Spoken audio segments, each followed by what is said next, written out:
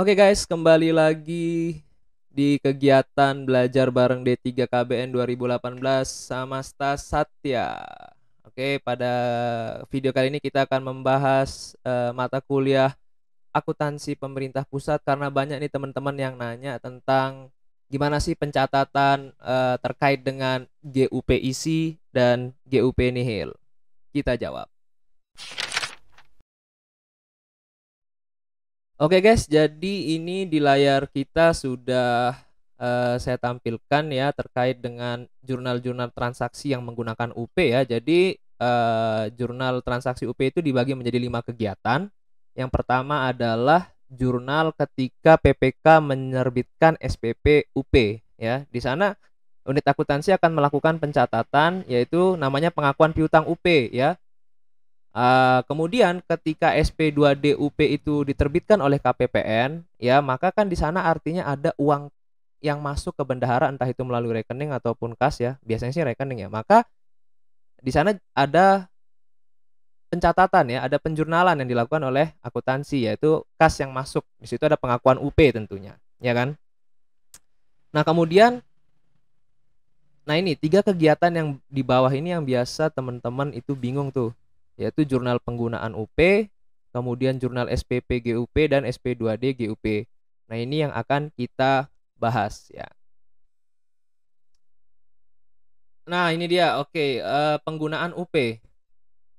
Nah, bendahara pengeluaran itu ketika melakukan pembayaran menggunakan UP kepada penyedia itu kita bagi menjadi 2 jenis ya. Ada pembayaran untuk belanja yang menghasilkan aset atau persediaan dan ada belanja yang hanya bersifat expendable. Apa sih yang bersifat expendable itu? Contohnya kayak tagihan listrik itu kan hanya bersifat expend aja, beban, dia tidak menghasilkan aset ataupun persediaan lah intinya gitu. Oke. Nah, kalau belanja itu bersifat belanja intracomptable atau menghasilkan aset dan persediaan, maka ketika bendahara melakukan pembayaran menggunakan UP kepada penyedia untuk barang yang menghasilkan aset ini, belanja yang menghasilkan aset atau persediaan ini akan dilakukan pencatatan. Pencatatannya itu ya seperti yang di bagian A ini ya. Kalau memang dia persediaan ya jurnalnya adalah persediaan yang belum diregister terhadap utang yang belum diterima tagihannya. Kalau dia misalkan aset tetap ya aset tetap yang belum diregister terhadap utang yang belum diterima tagihannya, ya begitulah ya. Tapi kalau dia belanja yang sifatnya expendable tadi kayak pembayaran listrik atau perbaikan mobil misalkan gitu ya, servis mobil itu tidak dilakukan pencatatan di kegiatan itu walaupun di sana nanti soalnya bunyinya adalah bendahara pembayaran bendahara pengeluaran melakukan pembayaran untuk servis mobil. Walaupun di sana ada uang kas yang keluar tapi kita tidak melakukan pencatatan ada kas yang keluar. Oke, jadi tetap dia no entry sampai kapan? Sampai nanti terbit resume tagihan berupa SPP GUP, teman-teman ya. Jadi ada namanya SPP GUP, ganti uang persediaan. Seperti yang kita tahu ada GUP isi dan GUP nihil. Kenapa sih nggak langsung dicatat? Mungkin pertanyaannya gitu ya. Mungkin kalau aku sih ini ya, melogikakannya atau menyederhanakannya itu kayak ya tunggu semua resume tagihannya itu terkumpul baru nanti dilakukan pencatatan sekaligus mungkin gitu ya. Nah, tapi kan kalau yang tadi ketika belanja yang sifatnya menghasilkan aset sudah ada pencatatan kayak gini ya. Persediaan yang belum diregister atau utang yang belum diterima tagihannya ya. Maka ketika SPP GUP-nya terbit, kita harus menghapuskan dulu nih bagian dari utang yang belum diterima tagihannya ini dan kita gantikan dengan kita terbitkan atau kita munculkan akun belanja yang masih harus dibayar. Oke, jadi ininya dicoret ya, didebitkan, kemudian kita munculkan belanja yang harus dibayar. Nah, kalau belanja yang sifatnya expendable di sini baru kita mulai melakukan pencatatan ya terkait belanja-belanja yang sudah kita lakukan atau bendahara pengeluaran lakukan tadi, pembayaran yang sudah dilakukan ya. Jurnalnya adalah beban ya tergantung jenis bebannya, beban apa, kemudian terhadap belanja yang masih harus dibayar. Oke. Nah, barulah ketika SP2D GUP-nya terbit, di sini ada pengesahan belanja ya. Jadi di jurnal akrualnya itu belanja yang masih harus dibayarnya kita hapus dulu, kita gantikan ditagihkan ke entitas lain, artinya di sini sudah dilakukan pengesahan pembayaran. Kemudian kalau di bagian jurnal kasnya seharusnya ditulis di sini ya, harusnya ada misalkan untuk belanja barang ya, belanja barang terhadap ditagihkan ke entitas lain gitu. Sorry. Nah, kok di GUP sudah ada GUP tapi tetap tidak ada pencatatan ini ya, apa namanya, kas yang keluar dari bendahara, kenapa ya gitu ya untuk di akuntansi yang menggunakan UP ini gitu ya, akuntansi pemerintah untuk penggunaan UP, sorry.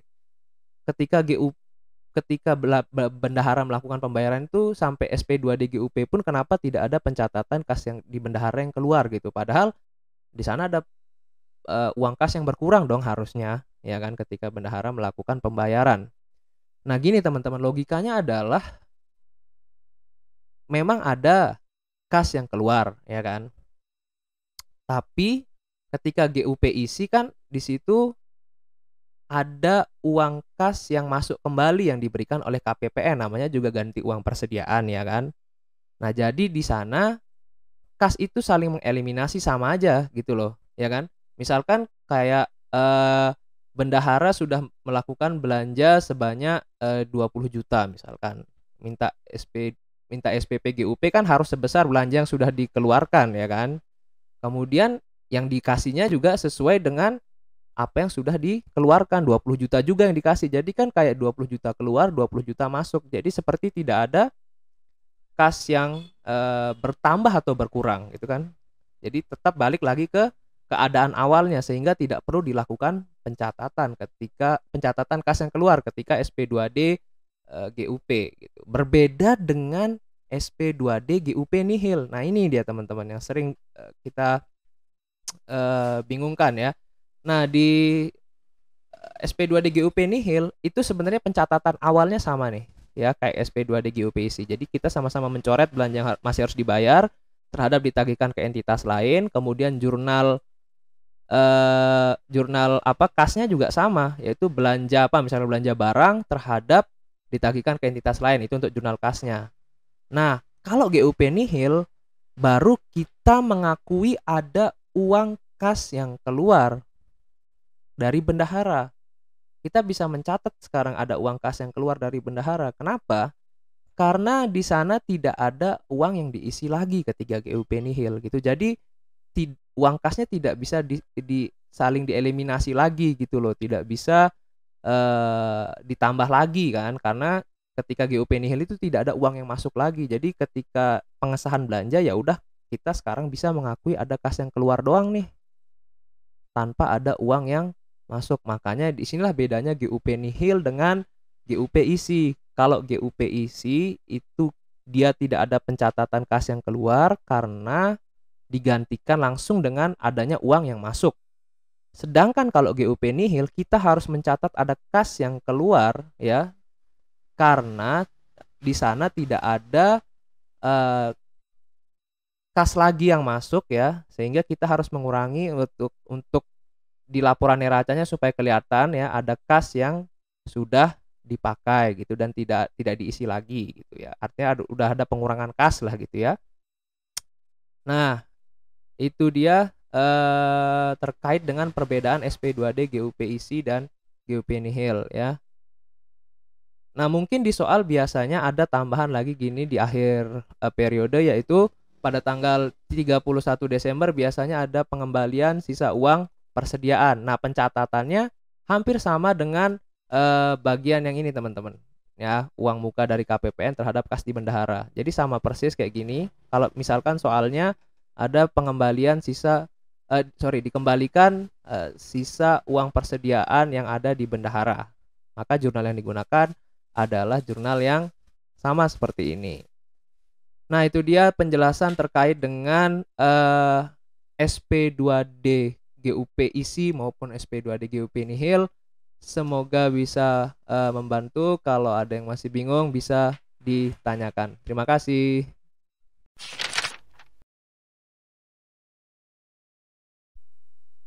Oke guys, kita coba bahas soal latihan terkait dengan transaksi UP.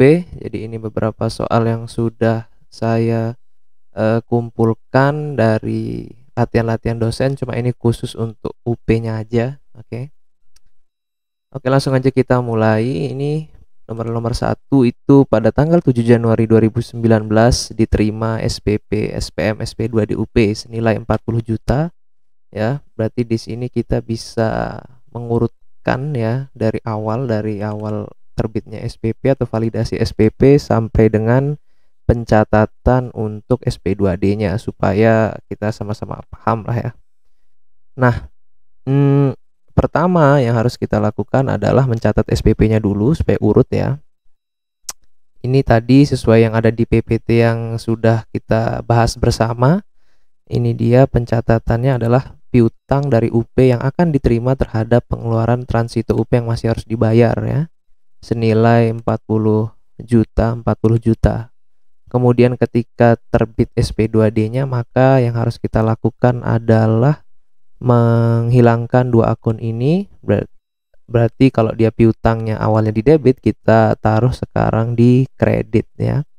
Ini dia piutang dari UP yang akan diterima. Kita munculkan akun kas di bendahara karena ketika SP2D ketika SP2D terbit maka ada uang yang masuk ke rekening bendahara. Maka di sini kita akan mencatat kas di bendahara pengeluaran.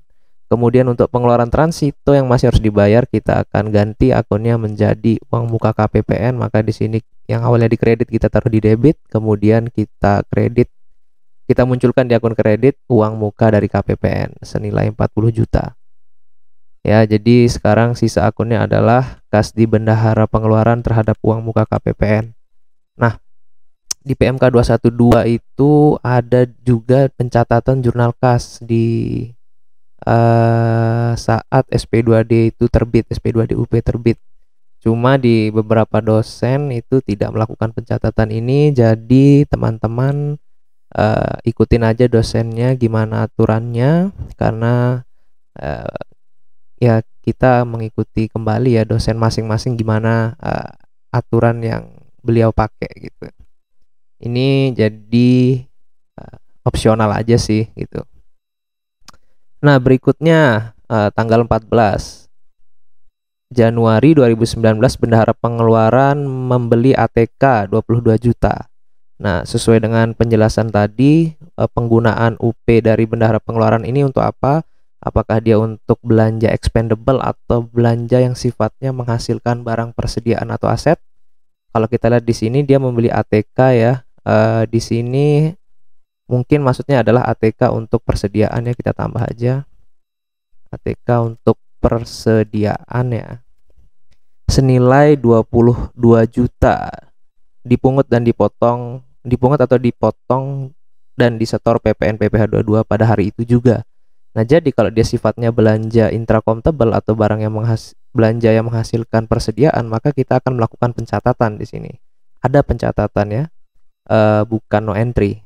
Apa pencatatannya kalau dia persediaan ya, berarti persediaan yang belum diregister terhadap utang yang utang yang belum diterima tagihannya ya. Ini ketika bisa jadi ketika BAST atau ketika bendahara sudah melakukan pembayaran. Jadi bisa diantara dua itu ya. Kalau misalkan ada soalnya BAST juga sebenarnya bisa dilakukan pencatatan juga ya. Oke. Kemudian senilai 22 juta ya harga nominal dari ATK-nya. Kemudian karena ada pemungutan dan pemotongan PPN dan PPh 22, maka kita akan mencatat jurnal seperti ini, yaitu kas lainnya di bendahara karena ada uang yang masuk kita potong terhadap utang pajak yang bendahara yang belum disetor ya. Kemudian ini nilainya 2.300.000 dapat dari mana? Pertama, ini kan nilai 22 juta ini sudah include PPN ya. Berarti nilai tanpa PPN-nya kalau kita hitung, mungkin teman-teman juga sudah paham hitungannya ya. Ini 22 juta dikali 100 per 110 itu 20 juta itu nilai bersihnya. Jadi 22 juta ini udah sama PPN. Jadi kan PPN-nya itu 2 juta. Kemudian PPh 22-nya itu 1,5% dari 22 juta, 1,5% dari 20 juta itu 300.000. Maka di sini kita jumlahkan 2 juta tambah 300.000 adalah 2.300.000, yaitu PPN dan PPh 22-nya. Di kreditnya juga sama. Kemudian ketika dia di store ke kas negara, tinggal kita balik aja karena kasnya sudah keluar dari Satker, maka kasnya kita kreditkan, utangnya juga kita hilangkan di debit 2.300.000, 2.300.000. Oke, berikutnya adalah pada tanggal 15 Januari 2019 Bendahara Pengeluaran membayar pembelian konsumsi rapat seminar senilai 1.900.000. Nah, karena belanja atau pengeluaran ini adalah pembayaran yang sifatnya expendable, maka sebenarnya tidak dilakukan pencatatan atau no entry. Kapan dilakukan pencatatannya? Nanti saat SPP GUP terbit dan divalidasi ya. Nah, nggak tahu ya, sebenarnya kan di sini kalau konsumsi rapat biasanya ada pajak juga ya, Pak. PPh 23 ya, jasa catering. Cuma ini masih aku tanyain juga ke dosen, semoga bisa mendapat jawaban bagaimana terkait pajak ini. Apakah kalau di soal nanti kita selalu dikasih tahu kalau ada pemotongan pajak, atau kita melakukan analisis sendiri itu ya ada pajaknya apa enggak gitu ya. Semoga sih sudah dikasih tahu di soal ya. Kemudian oke, ini kita anggap no entry aja ya, kita anggap tidak ada pajaknya dulu sampai nanti ada klarifikasi dari dosennya. Nah, ini no entry berarti kita akan menunggu SPP GUP-nya terbit. Oke, kemudian pada tanggal 1 Februari 2019 diajukan SPP GUP sebagai pertanggungjawaban UP yang sudah dibelanjakan BP tersebut senilai 23.900, yaitu jadi kita akan melakukan pertanggungjawaban atas belanja yang ini 22 juta dengan yang 1.900.000. Nah, di sini tolong diperhatikan baik-baik ya dengan seksama teman-teman. Di sini kita baru mengakui adanya pencatatan beban untuk belanja yang sifatnya expendable ya, dan kita yang berikutnya adalah akan menghilangkan akun utang yang belum dibayar tagihannya ketika muncul SPP GUP ya. Jadi karena ini sama-sama belanja barang ya, jadi kita bisa jadiin satu gini nih teman-teman. Jadi utang yang belum diterima tagihannya kita hilangkan ya dengan cara ditaruh di debit. Kemudian sekarang kita bisa mengakui adanya beban terhadap belanja yang di tanggal 15 ini termasuk kategori beban barang dan jasa. Kemudian di kreditnya adalah belanja barang yang masih harus dibayar. Ini untuk jurnal SPP GUP-nya. Oke. Nilainya adalah 22 juta tadi kita ambil dari sini, kemudian 1.900.000 merupakan nilai konsumsi rapatnya ini ya. Nah, kreditnya adalah belanja barang harus dibayar senilai 23.900.000, ini penjumlahan dari keduanya. Oke, itu dia. Nah, kemudian ketika SPM dan SP2D-nya terbit pada tanggal yang sama, kita akan membalik akun ini ya ke debit. Kemudian kita akan mencatat ditagihkan ke entitas lain karena ada pengesahan belanja di SP2D GUP ini gitu. 23.900, 23.900, maka di sini ada pencatatan di jurnal kasnya belanja barang ya. Jadi walaupun dia belanja barang persediaan maupun belanja barang yang sifatnya expendable, kita jadikan satu aja di belanja barang ya, karena di LRA nanti yang ada cuma belanja barang gitu ya, belanja pegawai, belanja modal, jadi dijadikan satu, ini nggak masalah.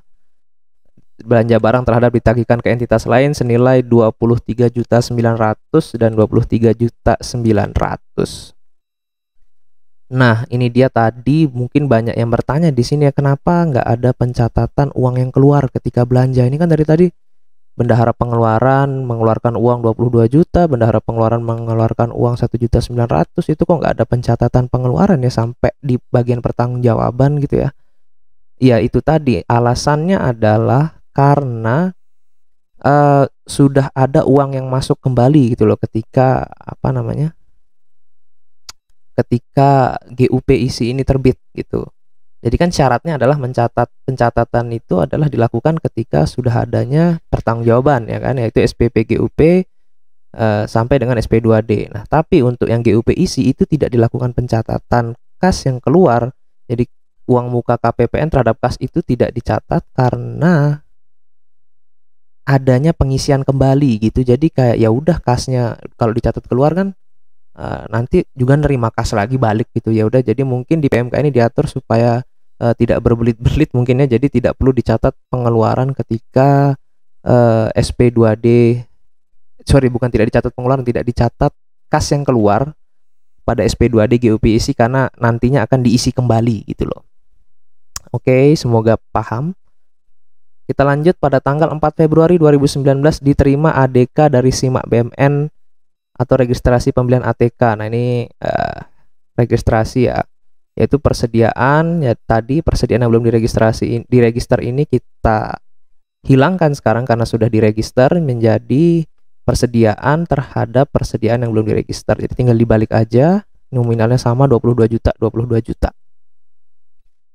Oke, ini dia soal yang berikutnya. Pada tanggal 1 Desember 2019, bendahara pengeluaran membayar belanja pengecatan gedung senilai 32 juta. Oke, jadi pengecatan gedung ini merupakan biaya belanja expense ya, tidak menambah nilai aset atau tidak menambah nilai ekonomi dari gedung tersebut, sehingga ini hanya kategorinya adalah belanja expendable gitu. Jadi ketika bendahara pengeluaran membayar belanja pengecatan gedung ini sebenarnya tidak dilakukan pencatatan. Tapi karena adanya penerbitan SPP, SPM, SP2 DGUP pada hari yang sama, maka kita bisa langsung melakukan pencatatan. Oh, ini ada pemotongan serta penyetoran PPN dan PPh 23 juga. PPh 23 ya, karena dia belanja jasa ya, pemeliharaan gedung ini. Jadi kita langsung aja bisa mencatat nih karena sudah ada SPP-nya dan SP2 GUP nihil. Nah, ini GUP nihil ya. Kita akan lihat bedanya di sini sekarang antara GUP yang tadi dengan GUP nihil ini. Nah, kalau dia awalnya sama, kita akan mencatat dulu pengakuan beban ya, kalau itu sifatnya belanja expendable. Jadi beban pemeliharaan ya, karena dia merupakan pengecatan gedung itu merupakan perawatan dan pemeliharaan, jadi kita catat beban pemeliharaan terhadap belanja barang yang masih harus dibayar. Oke. Itu untuk SPP GUP-nya ketika sudah divalidasi. Kemudian ketika SP2D-nya terbit, maka kita akan menghilangkan akun ini. Belanja barang yang masih harus dibayar kita gantikan atau kita hilangkan dan dimunculkan akun ditagihkan ke entitas lain ya, senilai 33 juta. Ini 33 juta, oke.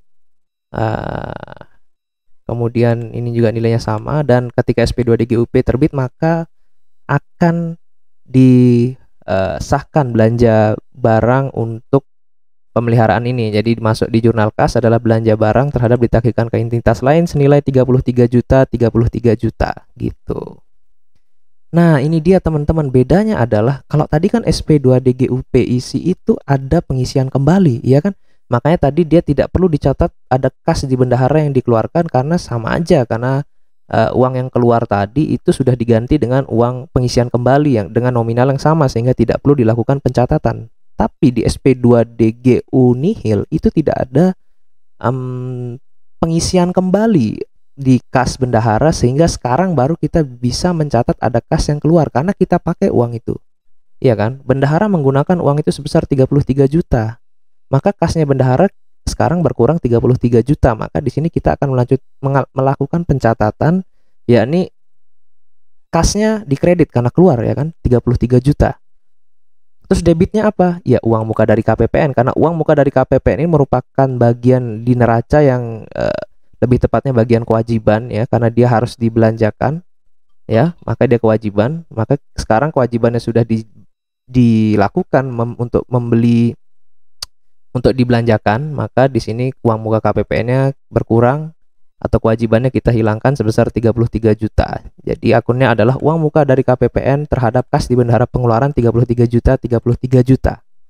Oke, itu dia, semoga paham kenapa di sini tidak perlu ada jurnal ini, tidak perlu ada jurnal kas yang keluar di SP2 DGUP isi, sedangkan untuk SP2 DGUP nihil kenapa harus ada jurnal yang mencatat adanya pengeluaran kas gitu ya. Semoga paham. Dan berikutnya adalah yang bagian ini, yang terakhir adalah penyetoran PPN dan PPh 23, sama caranya seperti yang tadi. ketika pemungutan dan pemotongan, maka yang dicatat adalah kas lainnya di bendahara terhadap utang pajak bendahara yang belum di-store senilai 3.600.000. Ini dapat dari mana? Ya PPN-nya tinggal dicari di sini ya.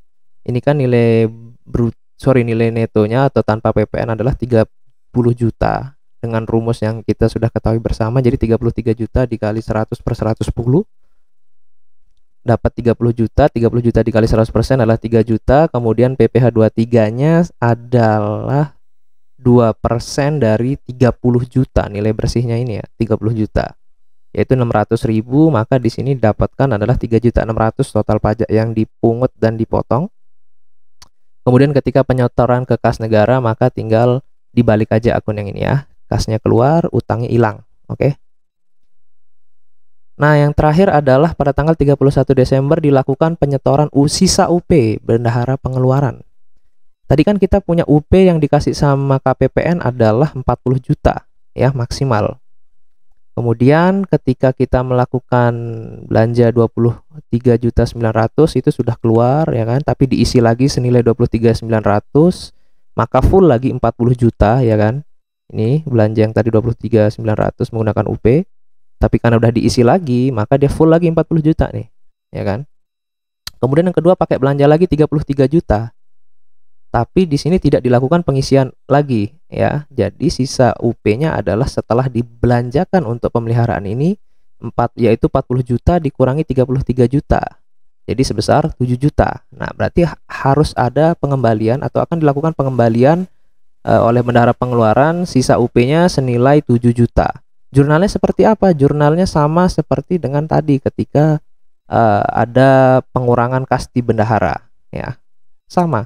Jadi uang muka dari KPPN-nya juga kita hilangkan ya, karena sudah dikembalikan ke KPPN, dan kas di bendaharanya kan otomatis berkurang ya kan, karena dibalikkan ke KPPN kan uangnya keluar juga gitu. Jadi sama ini kan, sama-sama uang yang keluar, cuma bedanya ini keluarnya ke penyedia, ini keluarnya ke KPPN gitu. Jadi sama, jurnalnya 7 juta 7 juta. Nah ini dia, ini juga sifatnya opsional ya. Ini karena aku ngelihat di PMK 212 yang terbaru ada jurnal ini, tapi ada dosen yang masih belum menggunakan jurnal ini. Jadi buat teman-teman yang dosen yang mungkin tidak menggunakan, ya udah ikutin aja dosennya. Tapi kalau misalkan dosennya mengikuti 212, maka bisa digunakan akun ini di jurnal kasnya gitu. Oke, mungkin itu aja penjelasan terkait latihan jurnal transaksi UP. Semoga ini bisa membantu, dan kalau misalnya ada kekeliruan dari jawaban ini, mohon koreksinya bareng-bareng karena kita masih sama-sama belajar ya teman-teman. Dan maaf kalau suaranya agak pelan karena saya ngerekamnya malam-malam. Oke, terima kasih dan semangat untuk menghadapi UTS-nya. Thank you.